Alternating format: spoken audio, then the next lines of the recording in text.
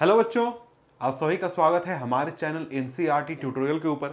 और यहां पर इस वीडियो में हम लोग पढ़ रहे हैं क्लास 8 हिस्ट्री के चैप्टर नंबर 3 को। और ये चैप्टर है हमारा रूलिंग द कंट्री साइड। और यहां पर इस वीडियो में इस चैप्टर को हम कंप्लीटली पढ़ने वाले हैं, यानी कि वन शॉट में आपका ये पूरा चैप्टर जो है कंप्लीट हो जाएगा और कुछ भी डाउट आपका बाकी नहीं रहेगा। अब इस चैप्टर को अगर आप एनसीईआरटी बुक से पढ़ना चाहते हैं, अगर आपने नहीं पढ़ा है तो एनसीईआरटी बुक से भी मैंने वीडियो बनाया है लाइन बाय लाइन एक्सप्लेनेशन के साथ। उसका लिंक आपको नीचे डिस्क्रिप्शन में मिल जाएगा या फिर यहां पर आई बटन पर आप क्लिक करके उस वीडियो को देख सकते हैं। और साथ में इस वीडियो को अगर आप जल्दी से खत्म करना चाहते हैं, चैप्टर को जल्दी पढ़ना चाहते हैं, तो आप 1.25x पर भी वीडियो देख सकते हैं और 1.5x पर भी देख सकते हैं। आपका ये वीडियो जल्दी से समाप्त हो जाएगा। अब यहां पर हम लोग पढ़ रहे हैं चैप्टर नंबर 3। चैप्टर नंबर 3 क्या है? Ruling the country side. तो इसके पहले हमने चैप्टर नंबर 1 पढ़ लिया है, चैप्टर नंबर 2 पढ़ लिया है।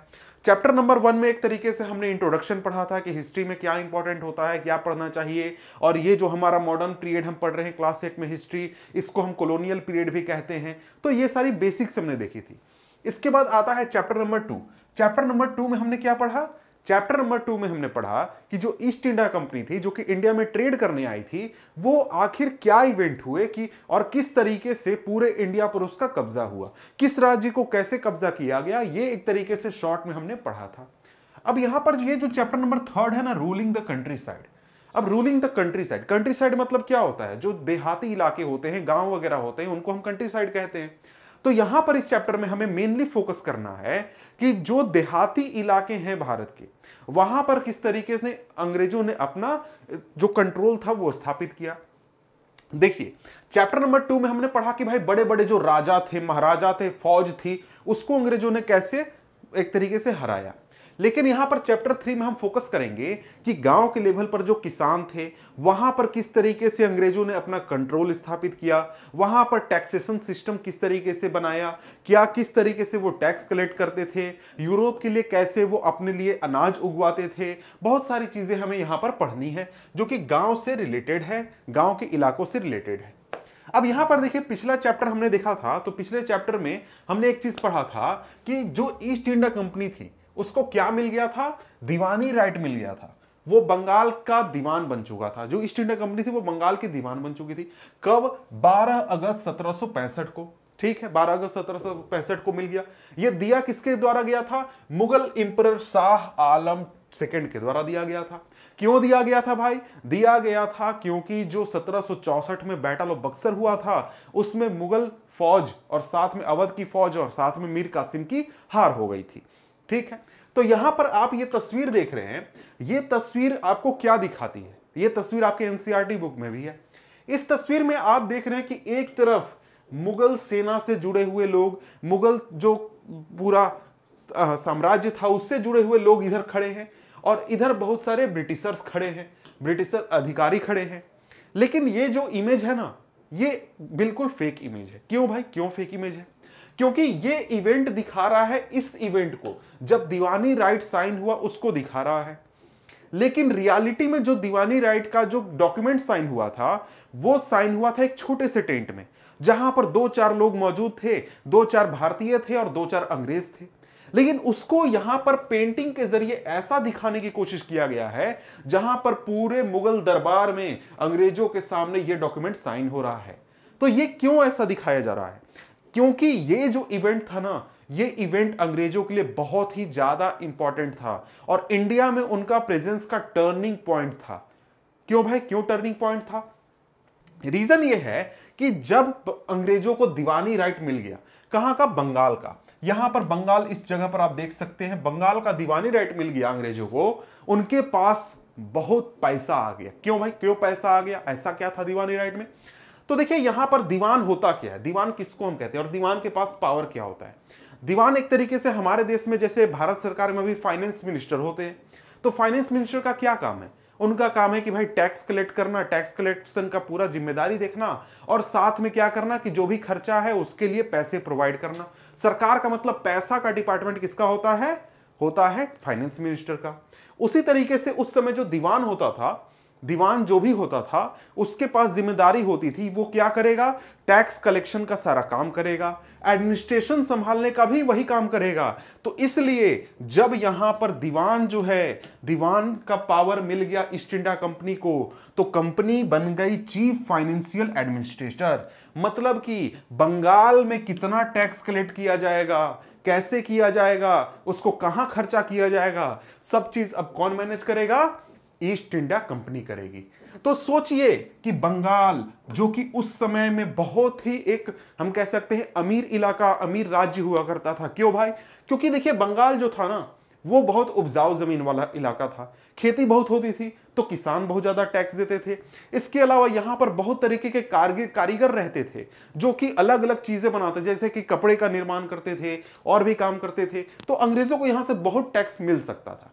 अब यहां पर अगर हम देखें तो चीफ फाइनेंशियल एडमिनिस्ट्रेटर का मतलब क्या, the company could now administrate the land and revenue resources of Bengal.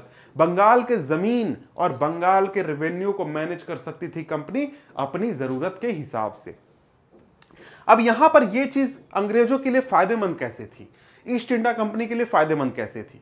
उसका रीजन यह था कि देखिए, जो ईस्ट इंडिया कंपनी थी जब इंडिया में ट्रेड करती थी, तो वो मतलब इस इवेंट से पहले, बंगाल के जो दीवानी राइट है उसको मिलने से पहले, जो ईस्ट इंडिया कंपनी थी वो ब्रिटेन से लेकर आती थी सोना और चांदी, यहां पर सोना और चांदी देती थी और बदले में सामान खरीदकर ले जाती थी इंग्लैंड। लेकिन जब उसको बंगाल में दिए दीवानी राइट मिल गया, वो बंगाल की दीवान बन गई, तो फिर क्या हो गया, अब यहां से बंगाल से ईस्ट इंडिया कंपनी क्या करेगी, टैक्स कलेक्ट करेगी, यहीं से पैसा लोगों से टैक्स से लेगी, उसी से लोगों से सामान खरीदेगी और उसको ले जाकर इंग्लैंड में बेच देगी और उसको खूब मुनाफा होगा। समझ गए? तो इसलिए यहां पर यह बहुत बड़ा इवेंट था। साथ में एक और रीजन था कि जो ईस्ट इंडिया कंपनी थी वो बंगाल के बाहर बहुत सारे इलाकों में युद्ध लड़ रही थी, तो उस युद्ध लड़ने के लिए जो पैसा खर्चा हो रहा था वो भी अब बंगाल के टैक्स से ही दिया जा सकता था। तो ये जो इवेंट था ना, वो एक तरीके से बहुत बड़ा इवेंट था। ठीक है, अब यहां पर अब हम देखते हैं, आगे बढ़ते हैं। टॉपिक है हमारा रेवेन्यू फॉर द कंपनी। अब यहां पर देखिए कंपनी को क्या मिल गया है, दीवानी राइट मिल गया है। ईस्ट इंडिया कंपनी क्या बन गई है, बंगाल का दीवान बन गई है। तो अब उसको क्या करना है, एडमिनिस्ट्रेशन संभालना है, मैनेजमेंट करना है कि भाई पब्लिक से कितना टैक्स लेना है, किसानों से कितना टैक्स लेना है, कहां खर्चा करना है, क्या करना है, सारी चीजें कंपनी को मैनेज करनी है। लेकिन यहां पर बात यह है कि जो ईस्ट इंडिया कंपनी थी वो खुद को एक राजा के रूप में या फिर एक शासक के रूप में नहीं देखती थी। जो ईस्ट इंडिया कंपनी थी वो खुद को एक तरीके से क्या देखती थी, एक तरीके से ट्रेडर के रूप में देखती थी। और कंपनी इंटरेस्टेड थी किस चीज में, कि भाई उसको पैसा मिले, खूब पैसा मिले, ताकि वो क्या कर सके, वो ज्यादा से ज्यादा ट्रेड कर सके और जितने भी खर्चे हैं कंपनी के उसको वो टैक्स कलेक्शन के जरिए पूरा कर सके।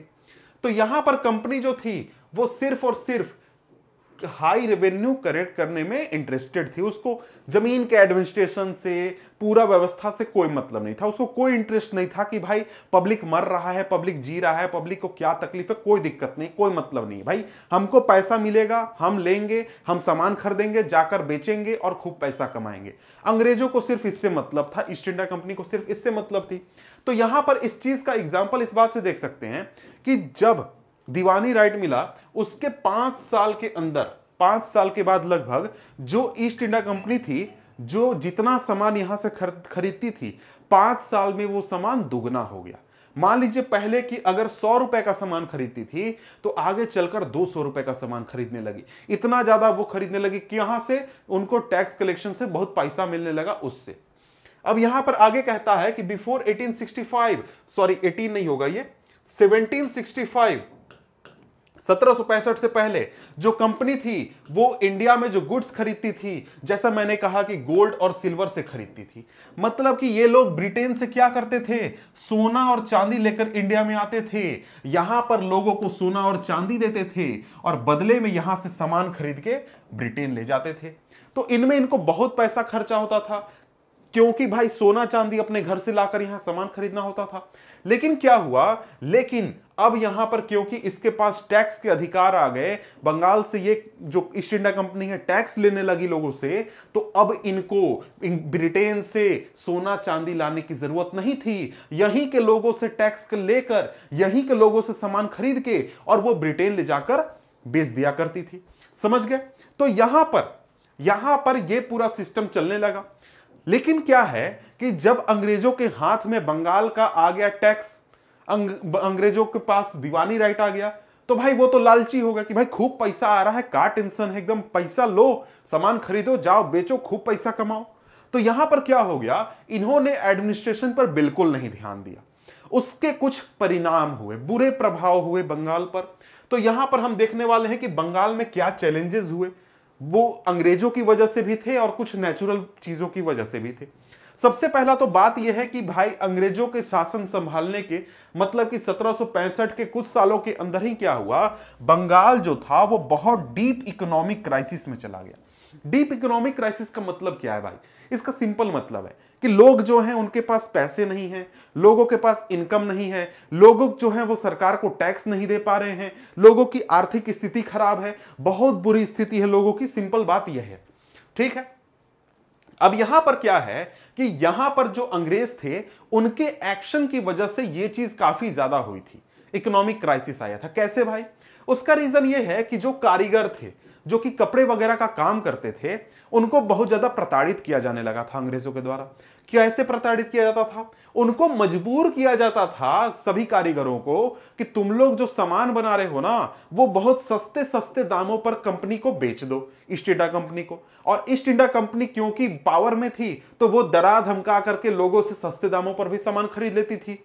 तो यहां पर जो कारीगर थे उनको मुनाफा नहीं होता था, बहुत लॉस होता था, और इसके साथ ही वो उतना पैसा भी उनको नहीं मिलता था। और इस वजह से जो कारीगर थे ना वो अंग्रेजों से परेशान होकर बंगाल छोड़कर दूसरे इलाकों में जाने लगे और वहां जाकर बसने लगे। मतलब कि जो बंगाल के कारीगर हैं वो बंगाल को छोड़कर भागने लगे अंग्रेजों के तानाशाही की वजह से, अंग्रेजों की एक तरीके से एक्शन की वजह से। इसके साथ ही जो किसान थे वो भी परेशान थे। क्यों परेशान थे भाई? परेशान किसान इसलिए थे क्योंकि भाई जो अंग्रेज थे उनको मतलब था टैक्स से। तो अंग्रेज जो थे वो बहुत ज्यादा टैक्स एक तरीके से लोगों पर लगा देते थे। जो किसान थे वो अपने ड्यूज जो थे, अपने टैक्स वगैरह सरकार को दे नहीं पाते थे, क्योंकि अंग्रेज इतना ज्यादा टैक्स लगाते थे, किसानों के पास आमदनी नहीं था और वो एक तरीके से दे नहीं पाते थे, तो किसानों का भी हालत बुरा था। ठीक है, इसी वजह से जो प्रोडक्शन था, खेती का जो प्रोडक्शन था, एग्रीकल्चर आउटपुट, वो भी बहुत कम हो गया और साथ में जो कारीगर जो सामान बनाते थे वो भी काफी कम हो गया। तो इस वजह से क्या हुआ, बंगाल में पूरा आर्थिक संकट आ गया। ठीक है, आगे चलकर 1770 में बंगाल में एक सूखा आया जिसमें कि 10 मिलियन लोग मारे गए। 10 मिलियन मतलब 1 करोड़ लोग मारे गए। और 1 करोड़, सोचिए ये कितना बड़ा नंबर है कि बंगाल की उस समय आबादी कितनी थी? 3 करोड़। 3 करोड़ में से 1 करोड़ लोग भूख से मर गए। क्यों? क्योंकि अंग्रेजों ने इस तरीके की यहां पर पॉलिसी अपनाई थी। तो एक तरीके से यहां पर फैमिन में लोगों की जो मृत्यु हुई थी उसके लिए हम बहुत हद तक अंग्रेजों को जिम्मेदार ठहरा सकते हैं कि भाई 3 करोड़ में से 1 करोड़ लोग जो थे वो भूख से मर गए थे। समझ लीजिए, सूखे में क्या हुआ, लोगों को खाना में नहीं मिला और वो भूख से मर गए। ठीक है, अब आगे बढ़ते हैं। आगे यहां पर बात है कि भाई ये जो परेशानी हुई कि भाई लोगों को आर्थिक संकट का सामना करना पड़ रहा है, लोग गांव छोड़कर भाग रहे हैं, गांव क्या बंगाल छोड़कर भाग रहे हैं, दूसरे इलाके में जा रहे हैं जहां पर दूसरे राजा का शासन है, वहां जा रहे हैं, भारतीय राजा जहां पर है वहां पर जा रहे हैं। तो यहां पर यह चीज परेशानी होने लगी। तो भाई यहां पर अंग्रेजों को भी इससे परेशानी अब होने लगा। कैसे परेशानी होने लगा भाई? तो होने लगा इसलिए क्योंकि देखिए बंगाल में क्या है, बहुत ज्यादा इकोनॉमिक क्राइसिस है, कारीगर परेशान है, किसान परेशान है, आम जनता परेशान है, सब कोई परेशान है। तो यहां पर जो कंपनी के लोग थे, कंपनी के अधिकारी थे, उनको यह समझ में आया कि अरे यार सोचो, बंगाल का कोई किसान खेती नहीं करेगा, बंगाल में कोई कारीगर जो है वो काम नहीं करेगा, तो फिर हम लोग को टैक्स कौन देगा? टैक्स कहां से मिलेगा अंग्रेजों को? तो अंग्रेजों को यह चिंता होने लगा कि अगर हम लोग खेती को अच्छा नहीं करेंगे, अगर यहां के लोग खुश नहीं रहेंगे, तो भाई सरकार को टैक्स देगा कौन? यहां पर अगर कोई रहेगा ही नहीं। तो इस चीज की वजह से जो कि कंपनी के अधिकारी थे, उन्होंने सोचा कि अब हमें क्या करना चाहिए, खेती को बढ़ावा देना चाहिए, एग्रीकल्चर को बढ़ावा देना चाहिए और एग्रीकल्चर में हमको इन्वेस्टमेंट करना चाहिए। इन्वेस्टमेंट मतलब देखिए, खेती बढ़ाने के लिए बहुत सारी चीजें होती हैं। जैसे कि आप सरकार जो है वो क्या करती है, कुएं खुदवा देती है, कहीं पर तालाब बना देती है, कहीं पर नहर बना देती है, या फिर बीज वगैरह देती है, लोगों को खाद वगैरह देती है। तो ये सारी चीजें क्या हैं, एक तरीके से इन्वेस्टमेंट है। तो ऐसे ही काम करने की बात यहां पर होने लगी।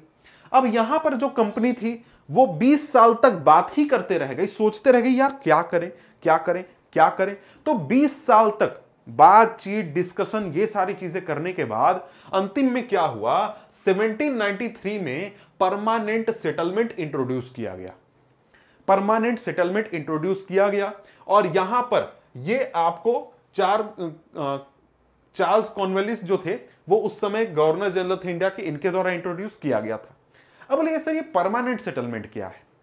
अब देखिए, परमानेंट सेटलमेंट एक तरीके का लैंड रेवेन्यू सिस्टम है, मतलब कि टैक्स कलेक्ट करने का सिस्टम है, जिसमें कि क्या होगा, सरकार जो है एक सिस्टम बनाएगी जिससे कि जनता से टैक्स लिया जाएगा और बदले में सरकार क्या करेगी, जनता के लिए काम करेगी। तो इस प्रकार का एक सिस्टम था। तो अब समझते हैं कि ये परमानेंट सेटलमेंट था क्या, या इसमें प्रावधान वगैरह क्या थे, ये जरा सा समझते हैं।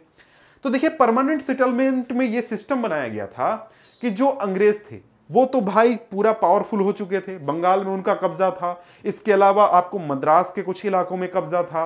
बंगाल, देखिए बंगाल जब बात में कर रहा हूं ना, तो बंगाल मतलब आज का पश्चिम बंगाल केवल नहीं बोला जा रहा है, बंगाल मतलब आज का पश्चिम बंगाल, आज का बांग्लादेश, आज का बिहार, आज का झारखंड, आज का उड़ीसा, ये सारे इलाके मिलाकर बंगाल उस समय बनते थे। समझ गए? तो यहां पर क्या हुआ, यहां पर परमानेंट सेटलमेंट में इन सभी इलाकों में जितने भी छोटे मोटे राजा थे, जितने भी तालुकदार थे या फिर मुखिया वगैरह जो थे, जो भी थे, उन सभी को जमींदार की उपाधि दे दी गई। इन सभी को क्या बना दिया गया, जमींदार, कि आप लोग क्या हैं, आज से जमींदार हैं। ठीक है, अब आप करिएगा क्या, ये जमींदार करेंगे क्या? ये जमींदार जो हैं, इनका काम होगा कि ये किसानों से, लोगों से क्या करेंगे, टैक्स लेंगे और ये जाकर कंपनी को टैक्स देंगे। मतलब कि टैक्स लेने की जिम्मेदारी इन जमींदारों को दे दी गई।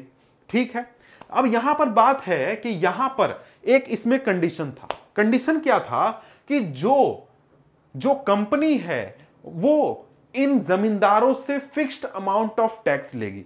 मतलब क्या हुआ यहां पर, मतलब हुआ कि देखिए सबसे ऊपर कौन है, कंपनी है। कंपनी जो है वो किससे डील करेगी, वो जमींदार से डील करेगी। ठीक है, और जमींदार किससे डील करेगा, किसान से डील करेगा। अब यहां पर क्या है प्रावधान, यहां पर प्रावधान है कि जो कंपनी है ना, वो जमींदारों के लिए टैक्स फिक्स कर देगी। मतलब कंपनी ने बोला कि भाई जमींदार बाबू, आप हैं पटना के जमींदार, आप कहां के हैं, पटना के जमींदार हैं, तो आप पटना में क्या कीजिएगा, टैक्स कलेक्ट कीजिएगा, टैक्स जमा कीजिएगा पटना में। लेकिन आपके लिए टैक्स मेरा फिक्स है, मतलब कि आपको मात्र, जैसे एग्जाम्पल में लेते हैं, 1 लाख रुपया हर साल देना है कंपनी को, और आपको हर साल इतना ही देना है, और ये कभी नहीं बढ़ाया जाएगा, ये परमानेंटली फिक्स रहेगा। इसीलिए इसका नाम परमानेंट सेटलमेंट है। जमींदार के लिए क्या हो गया, ये नंबर फिक्स हो गया कि 1 लाख रुपया है पटना का, आप 1 लाख रुपया दीजिए और आप जो है किसानों से अपने इलाके में टैक्स कलेक्ट कीजिए। समझ गए? और आप इसके बाद जितना भी आपका बच जाता है टैक्स, वो सारा आपका है। समझ गए? जमींदार रख लेगा, वो कंपनी को नहीं देगा। कंपनी को कितना देगा, फिक्स्ड अमाउंट, फिक्स्ड अमाउंट। समझ गए? परमानेंटली फिक्स्ड, इसीलिए इसका नाम परमानेंट सेटलमेंट है। समझ गए? तो यहां पर क्या है कि जमींदार के लिए एक इलाके का, जिस भी इलाके का वो जमींदार है, टैक्स क्या है, फिक्स है। जमींदार किसानों से टैक्स कलेक्ट करेगा और कंपनी को जितना है फिक्स उतना दे करके बाकी पैसा खुद से वो रख लेगा। समझ गए? अब यहां पर इसके साथ ये सिस्टम तो लाया गया। कंपनी ने सोचा कि क्या होगा कि भाई देखो, कंपनी ने सोचा कि भाई कंपनी ने क्या किया है, परमानेंटली फिक्स कर दिया है।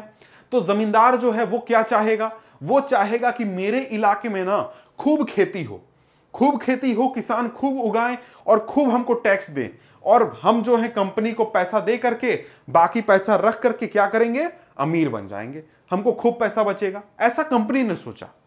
लेकिन ये जो पूरा आइडिया था ना, ये आपको एक तरीके से काम नहीं किया। क्यों नहीं काम किया भाई? ये काम इसलिए नहीं किया क्योंकि कंपनी ने क्या सोचा था कि जमींदार जो हैं वो खेती बढ़ाने पर फोकस करेंगे। और खेती बढ़ाएंगे कैसे? वो जमीन में इन्वेस्ट करके, नहर बनवा करके, कुएं खुदवा करके, तालाब बनवा करके इन्वेस्ट करेंगे। लेकिन यहां पर क्या हुआ कि जो ये सिस्टम था ना, ये फेल कर गया। क्यों भाई ये फेल कर गया? क्योंकि इस सिस्टम में कई सारे प्रॉब्लम्स थे। तो यहां पर प्रॉब्लम्स क्या थे, हम ये देखते हैं। तो यहां पर जो कंपनी थी, जब ये कुछ दिनों तक लागू हो गया सिस्टम, तब ईस्ट इंडिया कंपनी को पता चला कि जो जमींदार हैं वो अपने इलाके में लैंड में कोई भी इन्वेस्टमेंट नहीं कर रहे हैं, मतलब कि खेती बढ़ाने पर बिल्कुल भी ध्यान नहीं दे रहे हैं। ये तो कंपनी को पता चला। अब सवाल उठता है कि भाई क्यों नहीं ध्यान दे रहे हैं? ध्यान देंगे तो उनका ही फायदा है, कंपनी को तो फायदा होगा नहीं। ये चीज सोचा गया। तो उसका रीजन ये था कि जो ईस्ट इंडिया कंपनी थी वो जब परमानेंट अमाउंट को फिक्स कर रही थी, मतलब जो टैक्स जमींदारों के लिए फिक्स किया जा रहा था, वो इतना हाई था, इतना ज्यादा था कि जमींदार उतना टैक्स दे ही नहीं पाते थे। जमींदारों के पास उतना जनता से टैक्स आता ही नहीं था कि वो सरकार को भर पाए और कुछ पैसा उनको बचने पाए। तो जमींदारों के पास कुछ पैसा बच ही नहीं रहा था, तो वो कहां से लैंड में इन्वेस्ट करेंगे? ये एक बहुत बड़ा परेशानी था। इसके साथ ही जो जमींदार थे, यहां पर जो जमींदार थे, कई सारे जमींदार ऐसे थे जो कि कंपनी को टैक्स नहीं दे पाते थे, उनके लिए टैक्स देना मुश्किल था। तो जो कंपनी थी ईस्ट इंडिया कंपनी, वो क्या करती थी, जमींदारों से उनकी जमींदारी छीन लेती थी और किसी दूसरे आदमी को जमींदार बना देती थी। तो यहां पर क्या होता था, यहां पर जमींदार जो थे उनको हमेशा यह डर लगता था कि भाई मेरी जमींदारी कभी भी छीनी जा सकती है। तो अगर कुछ उनको पैसा बचता भी था ना, तो वो बचाकर अपने पास रखते थे, ना कि वो जमीन वगैरह में इन्वेस्ट करते थे। ठीक है, अब यहां पर आगे क्या है, यहां पर जो एक तरीके से इसका एक और इंपैक्ट ये था कि जो जमींदार थे उनके लिए तो टैक्स कंपनी ने ज्यादा फिक्स किया है, तो भाई उनके ऊपर प्रेशर था कि वो क्या करें, टैक्स जमा करके कलेक्ट करके कंपनी को दें। तो इस वजह से जो जमींदार थे वो कई बार क्या करते थे, जनता के ऊपर क्रूरता करते थे, जनता से जबरदस्ती टैक्स लेते थे। किसान अगर नहीं टैक्स दे पाए तो उनसे जमीन छीन लेते थे, किसी दूसरे को देते थे, ताकि वो क्या कर सके, टैक्स ज्यादा से ज्यादा कलेक्ट कर सके। ठीक है, अब यहां पर क्या हो गया, आगे चलकर यह सिचुएशन जो था वो थोड़ा सा सुधरा। कैसे सुधरा भाई? जब 1800 आपका आ गया, 1800 या से 1810 तक, इस दौरान क्या हुआ कि भाई सिचुएशन बदल गया। कैसे बदल गया? पहला बात तो खेती के जो प्रोडक्ट्स थे, यानी एग्रीकल्चर प्रोडक्ट, जो भी अनाज वगैरह खेत में उग रहे थे, उनके प्राइस बढ़ गए, दाम बढ़ गए। साथ में क्या हो गया, एक्सपेंशन हो गया कल्टीवेशन का, मतलब कि खेती अब ज्यादा एरिया में होती थी। तो कोई किसान, अगर मान लीजिए कोई भी किसान है, पहले अगर 10 केजी चावल उगाता था तो उसको मिलते थे 100 रुपए। अब उसको क्या मिलने लगे, 10 केजी के जगह 120 रुपए मिलने लगे। और साथ में वो पहले अगर 100 किलो अनाज उगाता था तो अब वो क्या करने लगा, 120 किलो अनाज उगाने लगा। तो इससे क्या होने लगा, इससे किसानों को बहुत आमदनी होने लगी। जो जमींदार थे वो टैक्स ले रहे थे, तो जमींदारों को भी बहुत आमदनी होने लगी। तो यहां पर क्या हुआ, जमींदार को बहुत फायदा होने लगा, किसानों को भी फायदा होने लगा। लेकिन जो कंपनी थी वो कंपनी के लिए रेवेन्यू इंक्रीज नहीं किया, कंपनी को कोई फायदा नहीं हुआ। क्यों फायदा नहीं हुआ भाई? क्योंकि कंपनी ने परमानेंटली फिक्स कर दिया है टैक्स। कंपनी के लिए अभी भी उतना ही टैक्स आएगा जितना कि पहले कंपनी ने फिक्स किया था। तो फायदा किसको हो रहा है खेती बढ़ने से? किसानों को और जमींदार को। कंपनी को कोई फायदा नहीं हो रहा है। अब यहां पर देखिए, यहां पर ये तो जमींदारों की बात हो गई, जमींदारों की। लेकिन अगर किसानों की बात करें तो किसान भी इस सेटलमेंट से खुश नहीं थे, इस व्यवस्था से खुश नहीं थे। क्यों खुश नहीं थे भाई? क्योंकि ये जो परमानेंट सेटलमेंट था, ये एक तरीके से जनता के ऊपर, किसानों के ऊपर बहुत प्रेशर डालता था। क्यों भाई? क्योंकि पहला तो उनको टैक्स जो देना था, रेंट देना था जमीन का, वो बहुत ज्यादा था। वो थोड़ा मोड़ा था नहीं, वो बहुत ज्यादा था। ठीक है। और साथ में जो उनका राइट था, अधिकार था जमीन पर, वो बहुत ज्यादा इनसिक्योर था। इनसिक्योर मतलब कभी भी जमींदार उनको उनके जमीन से हटा देता था, किसी दूसरे को जमीन दे देता था। क्यों भाई? क्योंकि टैक्स वो नहीं दे पा रहे हैं या फिर किसी और रीजन से। अब यहां पर जो था, यहां पर किसानों के ऊपर इतना प्रेशर था कि जो किसान थे, कल्टीवेटर्स थे, वो कई बार लोन लेते थे साहूकारों से, ताकि वो टैक्स दे सके, सरकार को टैक्स चुका सकें। और इस वजह से उनका जो एक तरीके से स्थिति थी, आर्थिक स्थिति, वो बहुत ज्यादा खराब रहती थी। तो यहां पर क्या होता था, जब सभी लोग जो थे वो परेशान थे, तो परमानेंट सेटलमेंट जो था वो आपको कहां इंट्रोड्यूस किया गया था? शुरुआत में आपको वाराणसी वगैरह या फिर मद्रास के कुछ इलाकों में इंट्रोड्यूस किया था, बंगाल में इंट्रोड्यूस किया गया था, लेकिन आगे चलकर पूरे सभी जगहों पर लागू कर दिया गया था।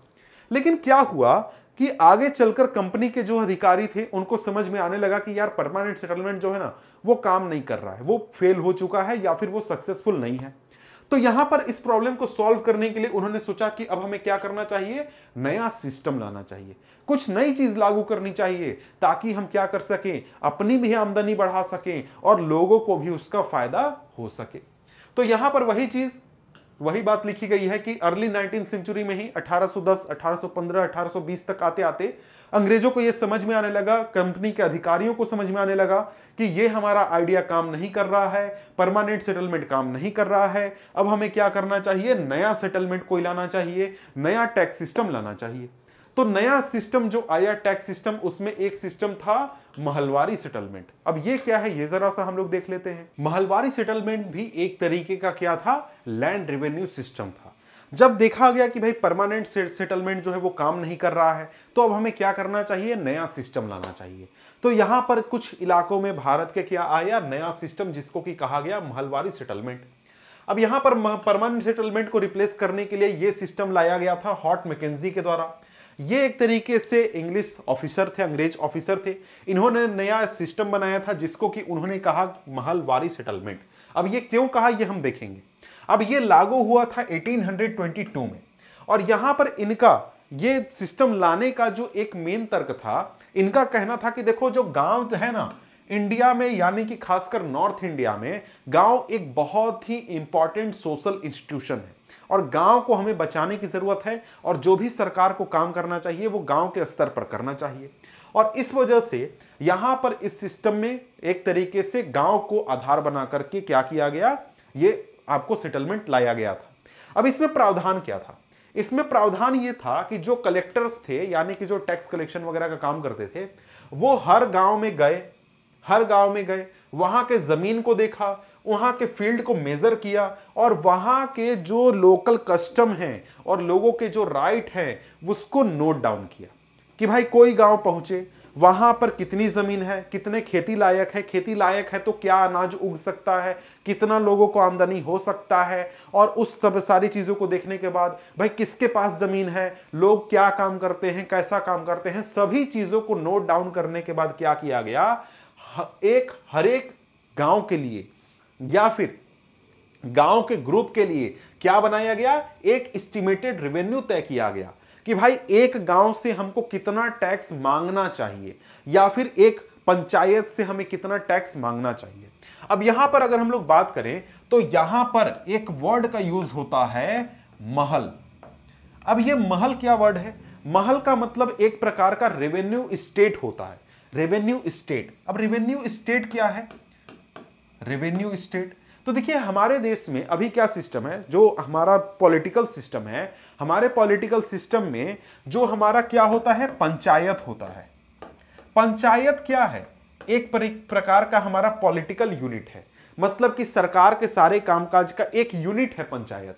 उसी तरीके से अंग्रेजों के समय में जब ये आपका आया था महलवारी सेटलमेंट, वहां पर महल एक रेवेन्यू स्टेट या फिर रेवेन्यू यूनिट होता था। ये महल एक गांव हो सकता था, वन विलेज हो सकता था, या फिर ग्रुप ऑफ विलेज हो सकता था। एक गांव का भी हो सकता था महल, और कई गांवों को मिलाकर भी महल बनाया जा सकता था। अब ये महल में क्या होता था, जो सरकार है वो ये तय कर लेती थी, एस्टिमेट बना लेती थी कि एक महल से हमको कितना टैक्स लेना है, समझ गए। और एक महल के अंदर लोगों का एक ग्रुप होता था, मतलब एक गांव में एक जैसा टैक्स होता था, एक लिमिटेड अमाउंट ऑफ टैक्स होता था कि भाई इस महल में हर एक आदमी को 1 एकड़ पर 10 रुपया टैक्स देना है। ये एक प्रकार का क्या हो गया, इस महल का ये यूनिट हो गया, महल का टैक्स का रेट हो गया, ऐसा सरकार तय कर देती थी। अब यहां पर क्या होता है, यहां पर ये रेवेन्यू इस सिस्टम में ये किया गया कि हम लोग इस बार जो टैक्स है उसको परमानेंटली फिक्स नहीं करेंगे, बल्कि हम लोग क्या करेंगे, पीरियोडिकली रिवाइज करेंगे। और साथ में जो टैक्स कलेक्शन का काम था वो इस बार जमींदारों को नहीं दिया गया, बल्कि विलेज हेडमैन को दिया गया, यानी कि गांव के मुखिया, गांव के सरपंच को दे दिया गया। और यहां पर इस तरीके से ये नया सेटलमेंट आया। ठीक है, ये नया सेटलमेंट आ गया, नया सिस्टम था, कुछ चेंजेस थे। चेंजेस क्या थे मैंने आपको बता दिए। अब आगे देखते हैं। आगे यहां पर एक और नया सेटलमेंट आया। नया सेटलमेंट जो आया वो था जिसको कहा गया मुनरो सिस्टम कहा गया, या फिर रैयतवार सिस्टम, या फिर रैयतवारी सेटलमेंट भी इसको कहा गया। अब यहां पर देखिए, यहां पर अगर हम लोग देखें तो हमने देखा कि भाई जो ये बंगाल है, यहां पर हमारा आया था परमानेंट सेटलमेंट। साथ में आगे चलकर यहां पर साउथ में, मतलब मद्रास के जहां भी अंग्रेजों का कब्जा था, जहां भी अंग्रेज शासन कर रहे थे वहां पर, या फिर इधर अवध के इस रीजन में भी, बनारस वगैरह के रीजन में भी परमानेंट सेटलमेंट आपको आ गया था। मतलब सभी जगहों पर परमानेंट सेटलमेंट लागू कर दिया गया था जहां पर अंग्रेजों का शासन था। लेकिन बाद में जब समझ में आया कि भाई परमानेंट सेटलमेंट काम नहीं कर रहा है, तो वहां पर क्या किया गया, वहां पर भाई इस तरफ जो हमारा महलवारी सेटलमेंट शुरुआत में आया था वो आया था बनारस के आसपास के इलाके में, मतलब उस इलाके में ही आया था, यूपी के इलाके में। ठीक है, और साथ में यहां पर ये जो रैयतवारी सेटलमेंट इंट्रोड्यूस किया गया था, ये किया गया था मद्रास में, मद्रास के उस इलाके में जहां पर कि अंग्रेजों का शासन था। और जो इलाके में ये आपका आया था रैयतवारी सेटलमेंट, वो आपको पहले मैसूर स्टेट के अंदर था, तो मतलब लगभग इस इलाके में आना चाहिए जहां पर ये आपका रैयतवारी सेटलमेंट शुरुआत में इंट्रोड्यूस किया गया था। अब यहां पर इस सिस्टम में क्या प्रावधान था, क्या चीजें थी, ये जरा सा देखते हैं। तो यहां पर साउथ इंडिया में जो ब्रिटिश इलाके थे वहां पर परमानेंट सेटलमेंट्स को हटाने की बात होने लगी, पूरे इंडिया से हटाने की बात हो रही थी, तो यहां पर भी हट रहा था। तो यहां पर बात हुआ कि भाई अब नया सेटलमेंट आना चाहिए। तो नया सेटलमेंट जो आया यहां पर, इसको कहा गया रैयतवार या फिर रैयतवारी सेटलमेंट। अब इसमें क्या था, ये सिस्टम आया था, शुरुआत में इंट्रोड्यूस किया गया था कैप्टन अलेक्जेंडर रीड के द्वारा। अब इस सिस्टम को आगे चलकर और अच्छे तरीके से काम करके इसको बढ़ाने का काम किया गया था थॉमस मुनरो के द्वारा। और यहां पर आगे चलकर इस पूरे सिस्टम को पूरे साउथ इंडिया में लागू कर दिया गया, पूरे साउथ इंडिया में जहां पर कि आपके अंग्रेजों का कब्जा था। समझ गए। तो यहां पर इस सिस्टम का मेन प्रावधान यह था कि यहां पर जो टैक्स की एक तरीके से डील होता था, टैक्स कलेक्शन की जो जिम्मेदारी होती थी, वो किसी भी मिडिलमैन के पास नहीं होती थी। ना यहां पर कोई जमींदार था, ना यहां पर गांव का कोई मुखिया था, बल्कि यहां पर इस सिस्टम में टैक्स देने का काम सीधे कौन करते थे, रैयत करते थे। मतलब जो किसान थे उनको रैयत कहा गया, और वो डायरेक्टली क्या करते थे, वो टैक्स सरकार को देते थे, वो किसी को बीच में नहीं देते थे। और ये सिस्टम जो था, ये सिस्टम भी फेल कर गया, ये सिस्टम भी काम नहीं आया। यहां पर भी अंग्रेजों ने सोचा था क्या, कि जो रैयत है, रैयत एक तरीके से क्या करेंगे, क्योंकि यहां पर कोई मिडिल मैन नहीं है, तो रैयत बहुत खुश हो जाएंगे और रैयत से हमको बहुत अच्छा टैक्स मिलेगा। लेकिन ये सिस्टम भी फेल कर गया, काम नहीं किया ये सिस्टम। उसका कारण क्या था, ये जरा सा हम लोग देखते हैं। तो या फिर अगर आपसे कभी रैयतवारी का ड्रॉबैक पूछे, रैयतवारी क्या, परमानेंट का ड्रॉबैक पूछे आपको, साथ में जो महलवारी सेटलमेंट का ड्रॉबैक पूछे, तो मैंने वो बता दिया है। उसी तरीके से रैयतवारी का ड्रॉबैक है। क्या ड्रॉबैक है कि भाई देखो, जो कंपनी थी वो बार बार एक ही गलती करती थी। क्या गलती करती थी, कंपनी को लालच आ जाता था कंपनी जो थी वो टैक्स हाइट तय कर देती थी, बोल देती थी कि भाई जहां पर 10 रुपए टैक्स देने की औकात नहीं है लोगों की, वहां पर कंपनी 20 रुपए 50 रुपए टैक्स मांगती थी।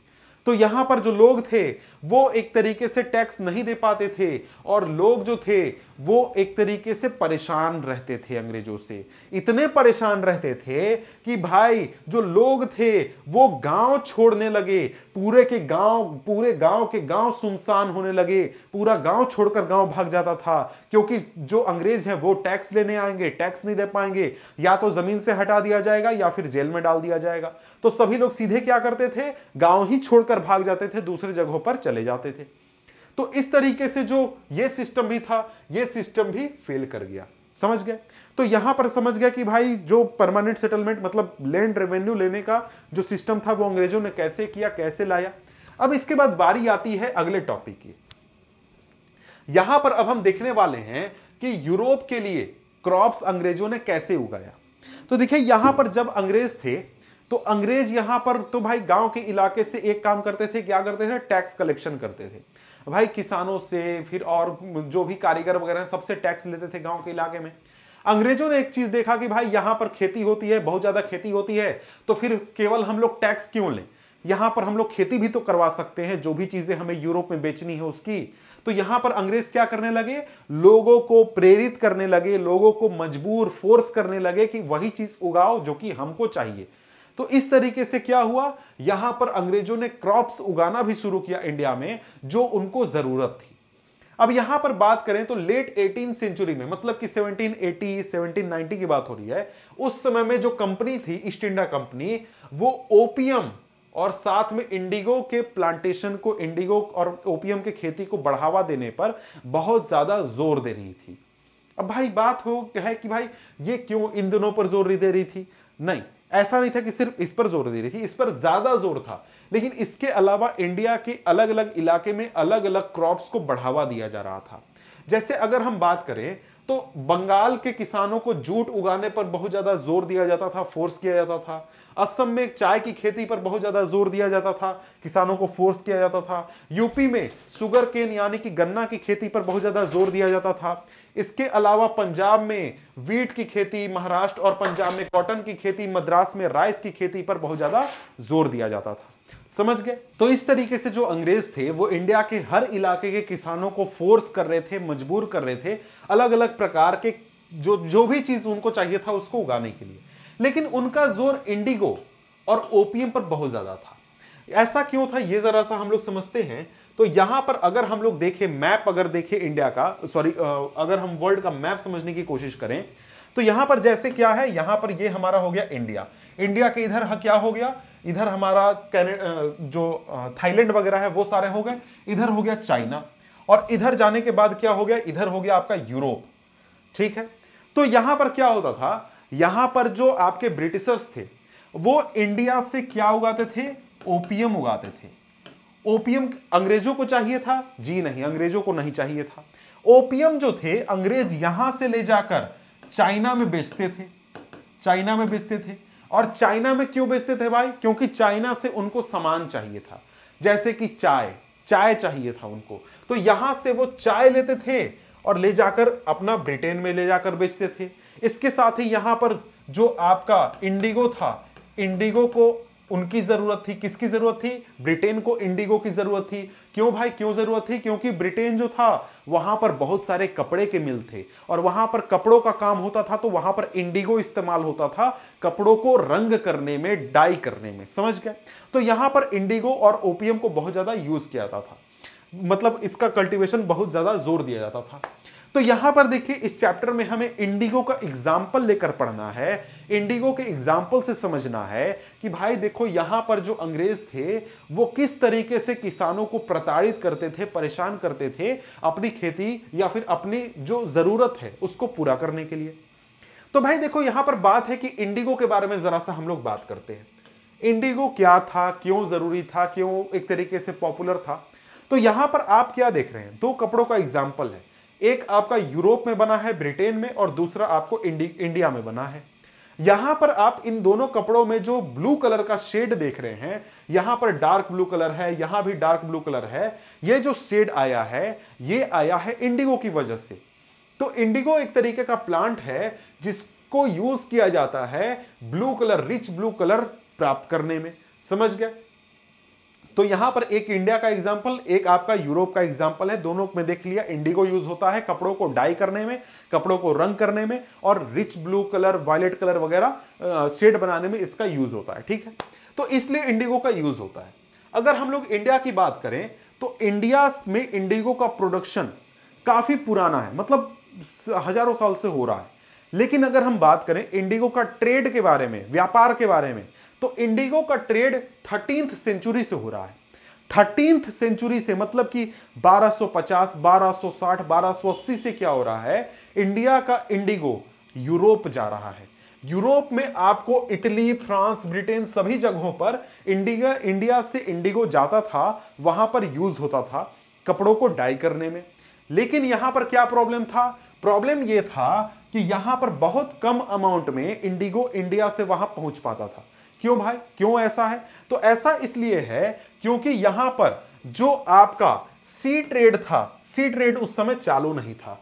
तो किस प्रकार का ट्रेड होता था? यहां पर लोग इंडिया से सामान लेकर एक तरीके से घोड़े वगैरह से होकर यूरोप पहुंचते थे, और यहां पर इस तरीके से बहुत कम अमाउंट में, लिमिटेड अमाउंट में जो इंडिगो है वो यूरोप पहुंच पाता था। अब यहां पर एक और चीज है कि जो इंडिगो है वो ट्रॉपिक रीजन में उगता है। ट्रॉपिक रीजन क्या होता है भाई, जरा सा समझते हैं ट्रॉपिक रीजन क्या होता है। तो यहां पर देखिए, यहां पर कई सारे आपको कलर के शेड दिख रहे हैं। ये आपको क्या है, वर्ल्ड मैप है। वर्ल्ड मैप में जो ये आपको रीजन दिख रहा है ना बीच में, जो कि इक्वेटर के आसपास वाला इलाका है, ये आपका ट्रॉपिक रीजन होता है। यहां पर टेम्परेचर काफी हाई होता है, ह्यूमिडिटी हाई होती है, बहुत सारी कंडीशन होते हैं। तो क्लाइमेट कंडीशन है कौन सा, ट्रॉपिक का। यहां पर आपको इंडिगो उगाया जा सकता है। तो आप देख रहे हैं कि इंडिया का बहुत बड़ा हिस्सा जो है वो ट्रॉपिक रीजन का है।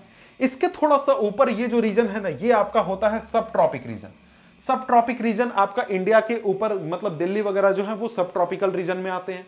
तो यहां पर भी ठीक है, कुछ चीजें हो सकती हैं। उसके ऊपर जो ये रीजन है ना, जहां पर आपका यूरोप आता है, ये कौन सा रीजन है, ये है टेम्परेट रीजन, टेम्परेट जोन इसको हम कहते हैं।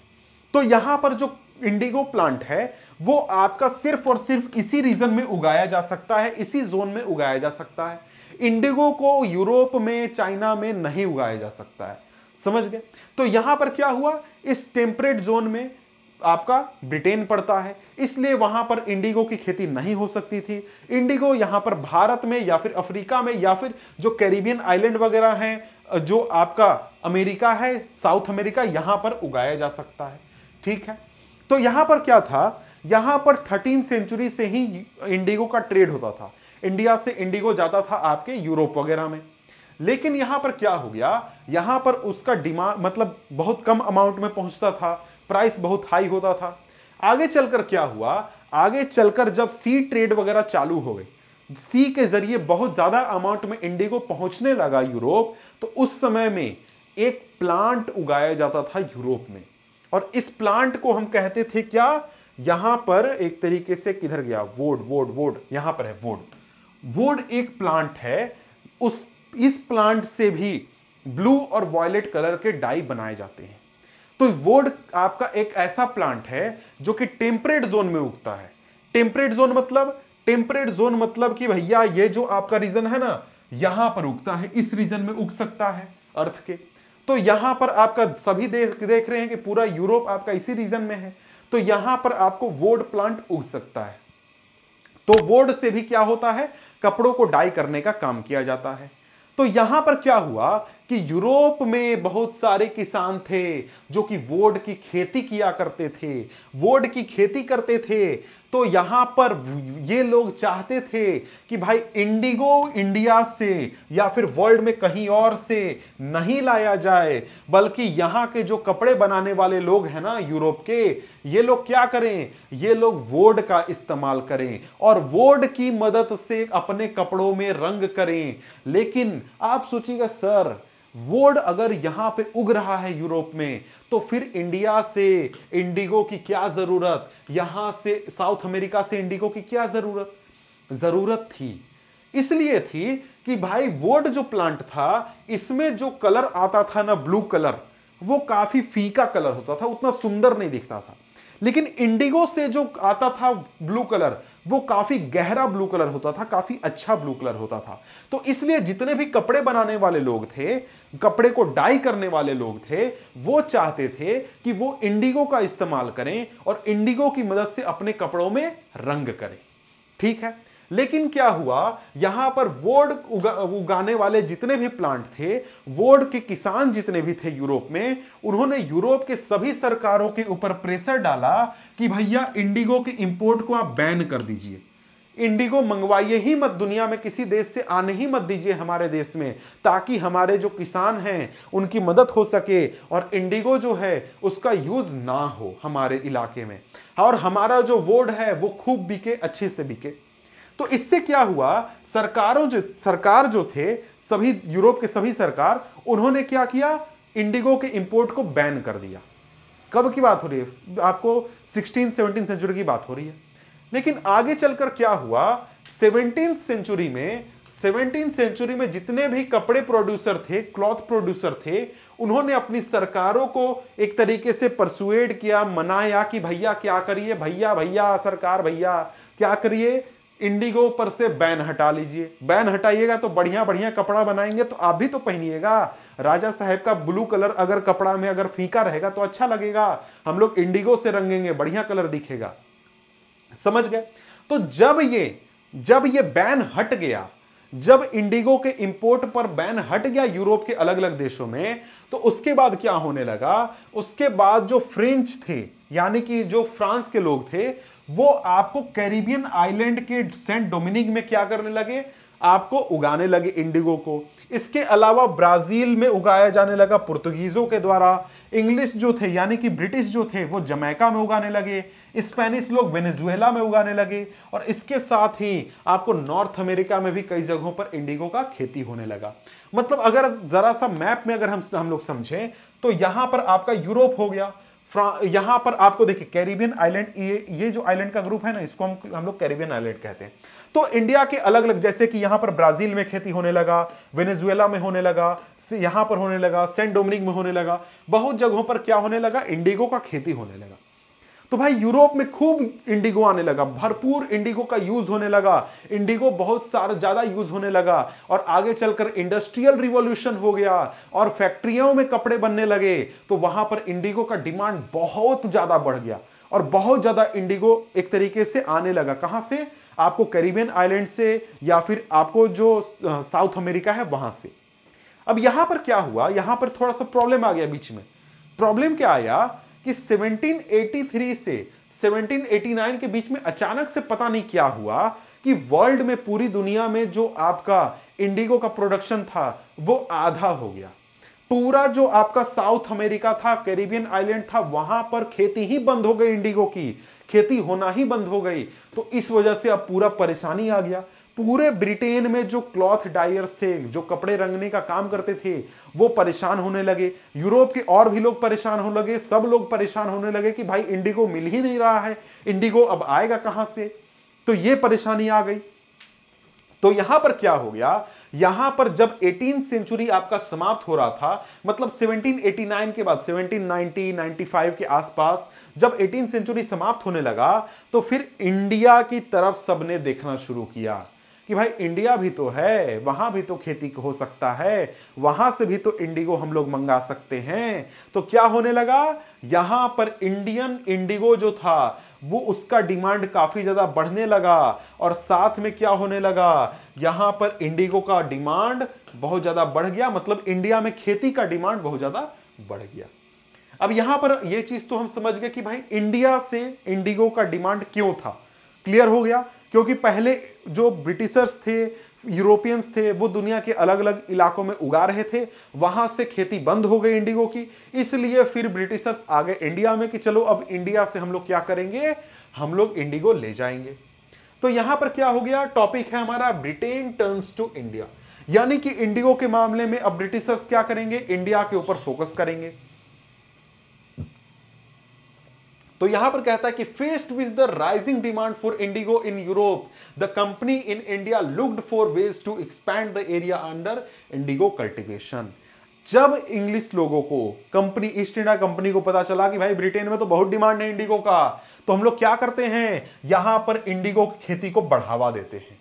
इंडिगो हम लोग ज्यादा से ज्यादा एरिया में उगाते हैं ताकि ब्रिटेन के डिमांड को हम लोग क्या कर सके, पूरा कर सके। समझ गए। और 18वीं सेंचुरी के अंत आते आते तक जो था, इंडिगो कल्टीवेशन बंगाल में बहुत ज्यादा एक्सपैंड कर गया और बंगाल का इंडिगो जो था पूरे वर्ल्ड में डोमिनेट करने लगा। यहां पर आप देख सकते हैं बंगाल है, यहां पर बंगाल, देखिए यहां पर बंगाल की बात हो रही है। बंगाल मतलब क्या, बंगाल का मतलब आज का बंगाल, पश्चिम बंगाल, बांग्लादेश, ये सारे इलाके। बिहार को यहां पर आउट करके बात हो रहा है। क्यों? क्योंकि भाई उस समय मतलब अलग करके ही बात हो रहा है, क्योंकि मेनली बंगाल रीजन में ये फोकस था। अब बिहार अलग क्यों है, क्योंकि आगे बात करेंगे, क्योंकि जब बंगाल में खेती बंद हो गई इंडिगो की, तो फिर आगे बिहार में खेती शुरू हुई थी। ठीक है, तो यहां पर क्या हो गया, यहां पर आपको बंगाल का इंडिगो बहुत ज्यादा आपको यूरोप जाने लगा, खासकर ब्रिटेन जाने लगा। 1788 में ब्रिटेन में जितना भी इंडिगो आता था दुनिया से, उसका मात्र 30% इंडिया का होता था, बंगाल का होता था। लेकिन 1810 आते आते तक ब्रिटेन में जितना भी इंडिगो इंपोर्ट होता था, दूसरे देशों से आता था, उसमें से 95% जो था वो बंगाल का होता था, या फिर हम कह सकते हैं इंडिया का होता था। ठीक है, जैसे जैसे इंडिया में इंडिगो का ट्रेड बढ़ा, इंडिगो में फायदा दिखने लगा लोगों को, तो उससे क्या हुआ, बहुत सारे कॉमर्शियल एजेंट जो थे, कंपनी के ऑफिसर्स जो थे, वो क्या करने लगे, इंडिगो की खेती में इन्वेस्ट करने लगे, इंडिगो की खेती को बढ़ाने के लिए काम करने लगे। और साथ में बहुत सारे लोगों को लगा कि यार बहुत प्रॉफिट है, बहुत पैसा कमाएंगे इसमें, तो वो लोग क्या करने लगे, वो इंडिया आ गए। कहां से, ब्रिटेन से इंडिया आ गए, और साथ में क्या करने लगे, प्लांटिंग का काम करने लगे। और बहुत सारे अधिकारियों ने तो अपनी नौकरी तक छोड़ दी इंडिगो खेती पर ध्यान देने के लिए। तो इतना ज्यादा एक तरीके से इंडिगो का खेती हो रहा था। अब यहां पर देखिए बात है कि इंडिगो का खेती इंडिया में होता कैसे था। तो यहां पर दो तरीके थे जिसके जरिए क्या होता था, इंडिगो का प्लांटेशन काम करता था। पहला था आपका निज कल्टीवेशन और दूसरा था कौन, रैती कल्टीवेशन। निज कल्टीवेशन में क्या होता था, निज कल्टीवेशन में मैं शॉर्ट में बता रहा हूं, आगे और डिटेल में हम लोग बात करेंगे। निज कल्टीवेशन में होता था कि जो आपके यूरोपियन हैं, यूरोपियन प्लांटर, वो क्या करते थे, बड़े बड़े जमीन के प्लॉट ले लेते थे। जैसे 1000 एकड़ क्या किया, 1000 एकड़ का प्लॉट ले लिया, वहां पर मजदूर रख लिए, हल रख लिए, बैल रख लिया, सब चीज रख लिया, और वहां पर लोगों से इस तरीके से काम करवा के और वहां पर क्या करते थे, इंडिगो की खेती करते थे। मतलब जमीन का मालिक कौन है, जमीन का मालिक है एक जो प्लांटर है वही। रैती में क्या होता था, रैती में जो आपके प्लांटर्स थे वो खुद से खेती नहीं करते थे, वो क्या करते थे, कोई मान लीजिए किसान है तो वो किसान से डील कर लेते थे, किसान को कुछ पैसा एडवांस दे देते थे और बोलते थे कि भैया तुम क्या करो ना, तुम्हारे पास जितनी भी जमीन है उस जमीन का 25% पर तुम करो इंडिगो का खेती, इंडिगो की खेती करो, तुम इंडिगो के खेत में ध्यान दो, उसको अच्छे से उगाओ, और तुम क्या करो, इंडिगो फिर हमको बेच दो और फिर तुम पैसा ले लेना, फिर से तुम क्या करना, पैसा ले लेना। ठीक है, तो इस तरीके से क्या होता था, रैती कल्टीवेशन होता था कि भाई जितना जमीन है उसके 25% पर तुम इंडिगो का खेती करोगे, बाकी जमीन पर अपना जो भी करना है तुम करो, और उस 25% खेत पर जो भी इंडिगो उगेगा तुम हमको बेच देना, और फिर तुम अगली बार के लिए एडवांस में लोन ले लेना। ठीक है, तो इस तरीके से निज और आपका रैती कल्टीवेशन होता था। निज में क्या होता था, प्लांटर्स खुद का जमीन रखते थे, लोगों से मजदूरी करवा के खेती करवाते थे। रैती में क्या होता था, सीधे वो किसान से क्या करते थे, डील कर लेते थे, और इस डील के जरिए 25% इलाके पर किसान को खेत में अपना इंडिगो उगाना होता था। तो ये दो प्रकार से इंडिगो की खेती होती थी। अब इसमें यहां पर सबसे पहला हमारा टॉपिक आ जाता है निज कल्टीवेशन। अब ये निज कल्टीवेशन कैसे काम करता था और थोड़ा सा डिटेल में हम लोग इसको देखते हैं कि निज कल्टीवेशन में जो प्लांटर्स होते थे वो खुद से जमीन अपने पास रखते थे, अपनी जमीन पर वो खेती करते थे, ऐसी जमीन जिन पर उनका डायरेक्ट कंट्रोल था। अब ये जमीन उनको मिलती कहां से थी? वो या तो जमीन को खरीद लेते थे या फिर जमीन को जमींदार से वो क्या कर लेते थे, रेंट पर या फिर लीज पर ले लिया करते थे। और यहां पर ये लोग क्या करते थे, ये आदमी लोगों को, मजदूरों को हायर करके वहां पर क्या करते थे, खेती करवाते थे। अब यहां पर यह चीज तो मैंने आपको बताया कि यहां पर क्या होता था कि जमीन जो निज कल्टीवेशन होता था उसमें कोई प्लांटर आया। अब ये प्लांटर क्या कौन होता था? प्लांटर कोई भी हो सकता था। प्लांटर कौन होता था? कोई भी अंग्रेज आदमी जो कि जिसके पास पैसा है, वो पैसा लेकर आया, उसने क्या किया, जमीन से जमींदार से क्या किया, जमीन लीज पर ले लिया।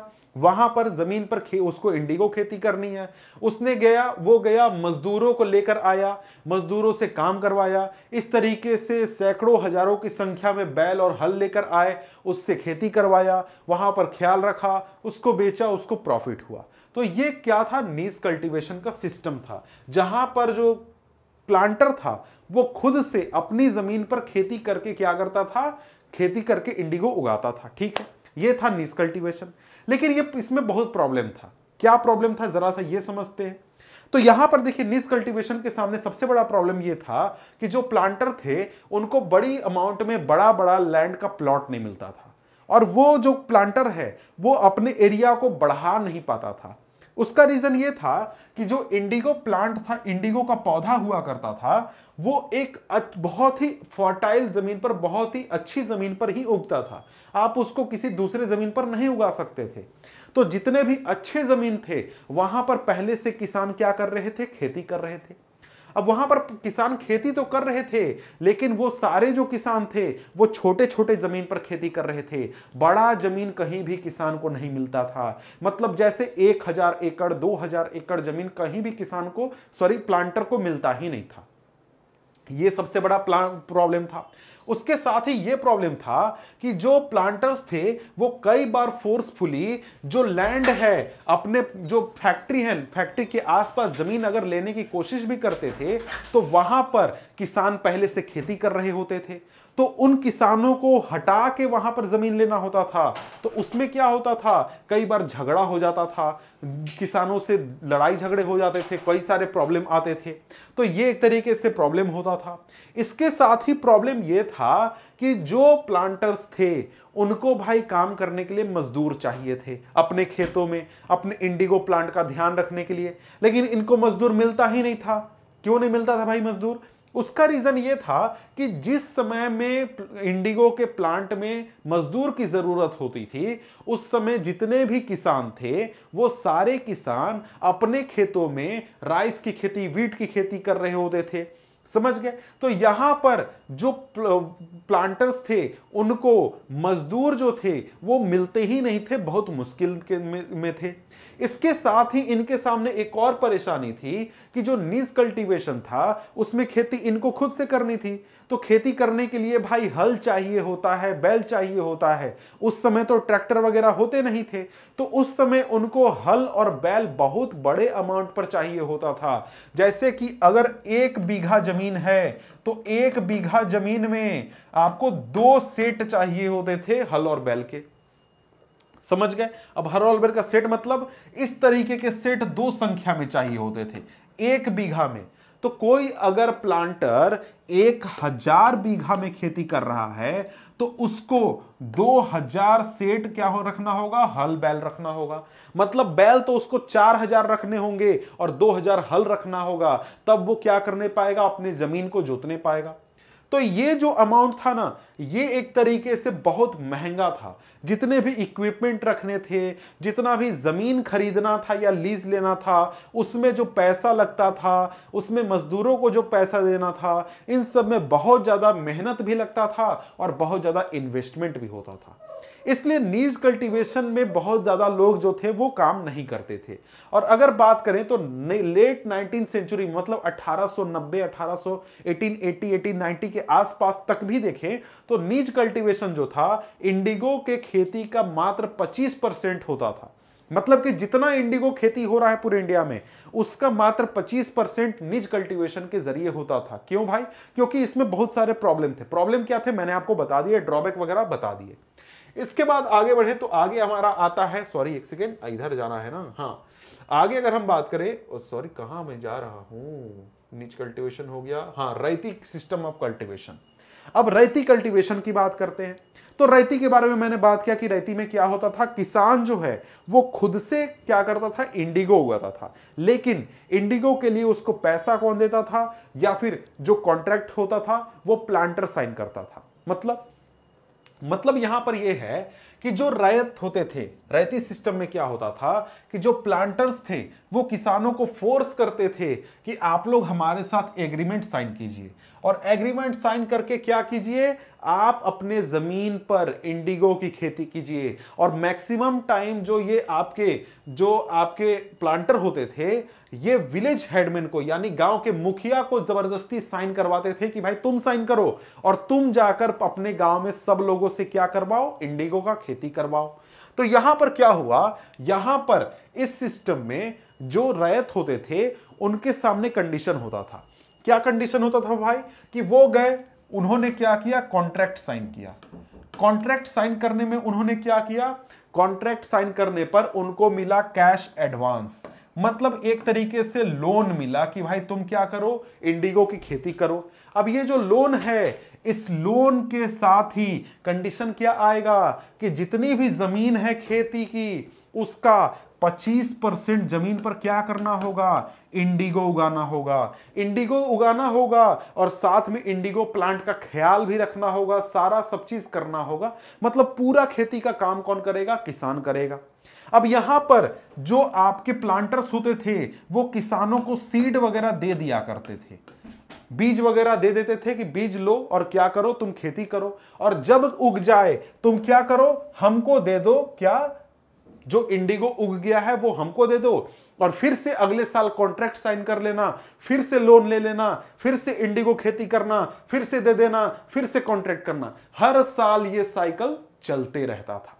समझ गए? तो ये आपका क्या सिस्टम था, ये सिस्टम था आपका रैयती सिस्टम। समझ गए? इसमें कंडीशन एक सबसे इंपॉर्टेंट था कि 25% जमीन पर खेती करनी थी। अब लेकिन ये सिस्टम भी फेलियर था, इसमें भी कई सारे प्रॉब्लम थे।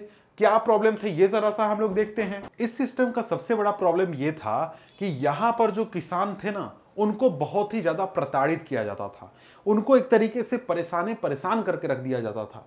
अब यहां पर मैंने आपको जैसे साइकिल बताया कि हर साल उस तरीके से साइकिल चलता था, हर साल क्या होता था, नया एग्रीमेंट होता था, नया लोन मिलता था, नया खेती होता था, नया इंडिगो ले जाते थे। अब यहां पर क्या हुआ कि शुरुआत में कुछ किसान थे, वो इस तरीके के लोन वगैरह देखकर खुश हो गए कि यार हमको एडवांस में पैसा मिल रहा है, खेती करने से पहले ही पैसा मिल रहा है, तो उन्होंने जल्दी जल्दी से ले लिया। लेकिन कई बार खेती करने के बाद उनको पता चला कि ये पूरा सिस्टम जो है ना, ये काफी प्रॉब्लमैटिक है। कैसे? तो भाई वहां पर क्या प्रॉब्लम था कि भाई जो आपको प्लांटर्स थे वो तो लोन वगैरह देते थे एडवांस में, लेकिन जो इंडिगो का कीमत होता था ना, वो मार्केट से बहुत कम कीमत पर जबरदस्ती खरीदते थे। फोर्सफुली किसानों से बहुत कम कीमत पर प्लांटर्स खरीद कर ले जाते थे इंडिगो। अब यहां पर क्या होता था, जो प्लांटर्स थे वो किसानों को एक और चीज के लिए मजबूर करते थे कि किसानों के पास जितनी भी जमीन थी उसमें से सबसे अच्छे जमीन पर किसानों को कहा जाता था कि आप इंडिगो की खेती कीजिए, आप अपने खराब वाले जमीन पर क्या कीजिए, धान वगैरह जो भी उगाना है उगा लीजिए, लेकिन सबसे अच्छी जमीन पर आपको इंडिगो उगाना है।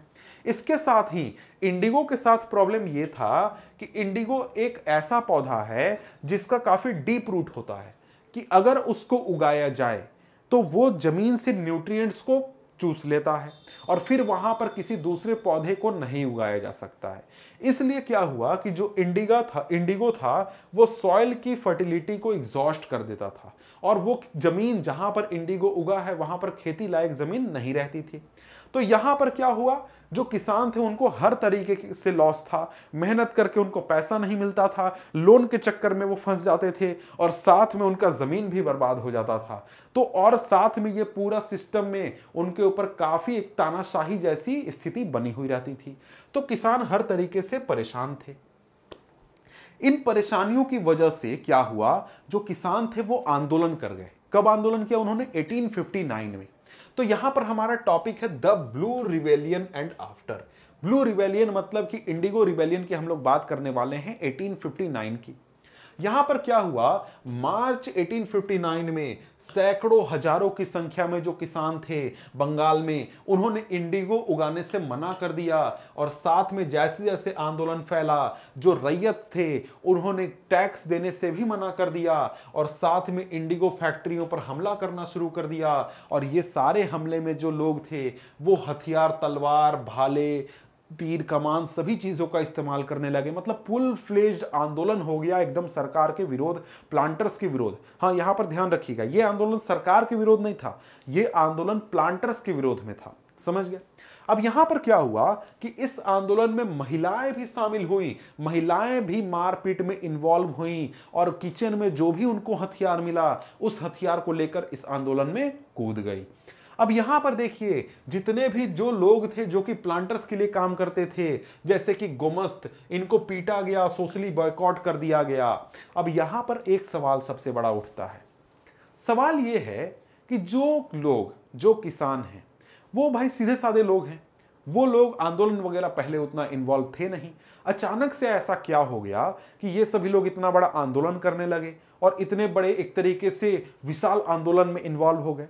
तो यहां पर कंडीशन जो आपका एनसीईआरटी कहता है उसके हिसाब से यह है कि जो लोग थे उनको यह फील हुआ कि हमारी जो परेशानी है ना, उसमें हमारे जो जमींदार हैं, हमारे इलाके के गांव के मुखिया हैं, वो हमारे साथ हैं, साथ में सरकार भी हमारी मदद करेगी अगर हम इन प्लांटर्स को पीट देते हैं तो। ऐसा इस तरीके से माहौल बन गया था। अब यहां पर क्या हुआ, यही चीज लिखा गया है कि 1859 में जो इंडिगो के रैयत थे उनको लगा कि लोकल जमींदार और गांव के मुखिया वगैरह का उनको सपोर्ट है इस आंदोलन में। और बहुत सारे इलाकों में ऐसा हुआ भी था, जो गांव के मुखिया थे, सरपंच थे, उन्होंने जनता को लेकर वो गए थे आंदोलन में कि चलो चलो सबको पीटते हैं। क्यों भाई? क्योंकि जो गांव के मुखिया थे उनको जबरदस्ती कॉन्ट्रैक्ट साइन करवाया जाता था और जबरदस्ती उनको फोर्स किया जाता था कि तुम अपने गांव में सब लोगों से इंडिगो की खेती करवाओ। तो ये लोग बहुत ज्यादा परेशान थे। इसके साथ ही कई इलाकों में क्या हो गया, कई इलाकों में जो आपके जमींदार थे, वो जमींदार अलग अलग गांवों में घूमकर लोगों को क्या कर रहे थे, बोल रहे थे कि चलो चलो इन प्लांटर्स के खिलाफ क्या करो, आंदोलन करो। क्यों भाई? क्योंकि जमींदार भी परेशान थे। जो प्लांटर्स थे वो जमींदारों से जबरदस्ती फोर्सफुली क्या करते थे, जो जमीन थी वो ले लेते थे कॉन्ट्रैक्ट पर और बड़े लंबे लंबे 10 साल 20 साल के लिए ले लेते थे। अब यहां पर क्या हो गया, यहां पर सभी लोग विरोध करने लगे, सभी लोग प्लांटर्स पर हमला करने लगे। तो जब इस चीज की न्यूज फैली इंडिगो के इलाके में कि भाई इंडिगो डिस्ट्रिक्ट मतलब जहां पर इंडिगो की खेती होती थी, तो जब इंडिगो डिस्ट्रिक्ट में आंदोलन की खबर फैली तो उसके बाद जो लेफ्टिनेंट गवर्नर थे उन्होंने 1859 के विंटर्स में इस सभी इलाकों का दौरा किया जहां पर कि इंडिगो की खेती होती थी। जब इनका दौरा हुआ तो ये तो गए थे भाई मामला शांत करने, तो सभी किसानों को लगा ना कि ये लोग हमारी बात सुनने आए हैं और ये जो है ना ये हमारे साथ हैं प्लांटर्स के खिलाफ में। तो किसान जो थे वो और भी एक हमलावर हो गए और भी क्या करने लगे, आंदोलन करने लगे। आगे एक मजिस्ट्रेट थे एस्ली एडेन, जो कि बरसात के मजिस्ट्रेट थे। अब ये मामला को शांत करने के लिए किसानों को समझा रहे थे कि भाई आंदोलन नहीं करना चाहिए ये वो, और साथ में अब से किसी भी किसान को जबरदस्ती फोर्स नहीं किया जाएगा इंडिगो खेती करने के लिए। किसानों ने इनकी बात को भी समझ लिया कि भाई ये हमारे साथ में हैं। और क्वीन विक्टोरिया जो हैं उन्होंने कहा है कि अब इंडिगो खेती नहीं करना है और सबको भगा देना है। तो इस चीज से क्या हुआ, इसको सपोर्ट के रूप में देखा गया और साथ में आंदोलन और भी बढ़ गया। तो जब आंदोलन की खबर बहुत ज्यादा फैल गई, बहुत जगहों पर खबर फैल गई, तो कलकत्ता से बहुत सारे इंटेलेक्चुअल्स थे जो न्यूज़ वगैरह लिखते थे और भी पढ़े लिखे जो लोग थे, वो इन इलाकों में पहुंचे और यहाँ के पूरे मामले को बताया, समझाया कि भाई देखो किसान जो है वो कितने परेशान हैं, इंडिगो की खेती में कितनी लोगों को एक तरीके से क्रूरता हो रही है लोगों के साथ, किसानों की जिंदगी बदतर है। तो ऐसी बातें होने लगी और इससे पूरे इंडिया में इस चीज की खबर फैल गई। समझ गए? अब यहां पर आगे बढ़ता है इंडिगो कमीशन। तो भाई देखो ये कब की बात हो रही है, ये हो रही है 1859 की बात हो रही है। 1859 में हुआ था इंडिगो रिवॉल्यूशन, ठीक है, ब्लू रिबेलियन। उसके पहले एक घटना हुई थी 1857 में क्या हुआ था? रिवॉल्यूशन हुआ था, आजादी के लिए रिवॉल्यूशन हुआ था, ठीक है। तो 1857 में रिवॉल्यूशन के बाद जो सरकार थी, ब्रिटिश सरकार थी, वो किसी भी तरीके से रिस्क नहीं लेना चाहती थी कि कोई एक और आंदोलन आए और सरकार को माथा दर्द हो। तो इसलिए क्या हुआ, सरकार ने मिलिट्री को बुलाया और सभी प्लांटर्स को सुरक्षा मिलिट्री के द्वारा दिया गया और साथ में सभी इलाकों में एक तरीके से मामले को शांत कराने की कोशिश की गई और साथ में एक इंडिगो कमीशन बनाया गया जो कि इस पूरे मामले को देखेगा कि भाई क्या प्रॉब्लम है, हम लोग कैसे सॉल्व कर सकते हैं।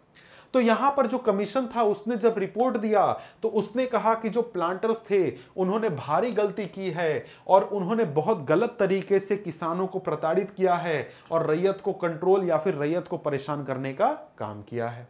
अब यहां पर इस कमीशन ने कहा कि इंडिगो प्रोडक्शन या फिर इंडिगो की खेती रैयत के लिए किसी भी तरीके से फायदेमंद नहीं है, इसलिए यहां पर क्या करना होगा, इसको रोकना होगा। और रैयत जो हैं उनको ये कहा गया कि आप जो हैं अभी जो कॉन्ट्रैक्ट है आपका उसको पूरा कीजिए और इसके बाद आपको नए कॉन्ट्रैक्ट करने की जरूरत नहीं है। समझ गए? अब इसके बाद अगर हम देखें तो इसके बाद क्या असर हुआ, इसका असर यह हुआ कि बंगाल में इंडिगो का कल्टीवेशन जो था, खेती था, वो बिल्कुल खत्म हो गया, बंद हो गया। अब यहां पर बात बोलिएगा सर इंडिगो का खेती खत्म, हाँ तो भैया बंगाल में खत्म। बंगाल में जैसे ही खत्म हुआ ये लोग पहुंच गए कहां पर, बिहार में, और बिहार में क्या करने लगे, इंडिगो की खेती करने लगे। लेकिन क्या हो गया, आगे चलकर केमिकल्स वगैरह आ गए, सिंथेटिक डाई आ गए, जिससे कि क्या होने लगा, कपड़ों में रंग दिया जाने लगा। तो इंडिगो का डिमांड जो था वो थोड़ा कम हो गया, लेकिन फिर भी डिमांड था। समझ गया? तो आगे अगर देखिए तो महात्मा गांधी जब साउथ अफ्रीका से वापस आए तो ये पहुंचे बिहार एक किसान के बुलावे पर, और वहां पर वो गए थे कहां पर, चंपारण में। चंपारण में उन्होंने क्या देखा, इंडिगो के किसान जो थे उनकी परेशानियां समझी, देखी, और यहां पर उन्होंने क्या किया, चंपारण मूवमेंट चलाया इंडिगो प्लांटर्स के लिए। तो मतलब क्या है, मतलब कि भाई इंडिगो खेती बंगाल में तो खत्म हुई, लेकिन आगे भी क्या हो गया, इंडिगो खेती चलती रही, बिहार में चलने लगी और किसान जो है वो परेशान होते रहे। तो इस तरीके से यहां पर हमने पूरा ये चैप्टर पढ़ा। यहां पर हमने काफी सारी चीजें देखी। हमने देखा कि जो टैक्स कलेक्शन का सिस्टम है अंग्रेजों ने कैसे बनाया, या फिर जो क्रॉप्स उगाते थे क्रॉप्स को कैसे उगाया, क्या सिस्टम फॉलो किया जाता था, बहुत सारी चीजें देखी। तो इस चैप्टर को अगर आप एनसीईआरटी बुक से पढ़ना चाहते हैं तो एनसीईआरटी बुक का लिंक आपको नीचे डिस्क्रिप्शन में मिल जाएगा, और साथ में जल्द ही हमारा सॉल्यूशन वगैरह भी आ जाएगा, तो उसको भी आप देख सकते हैं। इसलिए वीडियो को लाइक शेयर तो कर ही दीजिए, साथ में चैनल को सब्सक्राइब कर लीजिए ताकि आपको आगे के चैप्टर्स, आगे के वीडियोस मिल जाए। तो मिलते हैं आपसे अगले वीडियो में, तब तक के लिए गुड बाय।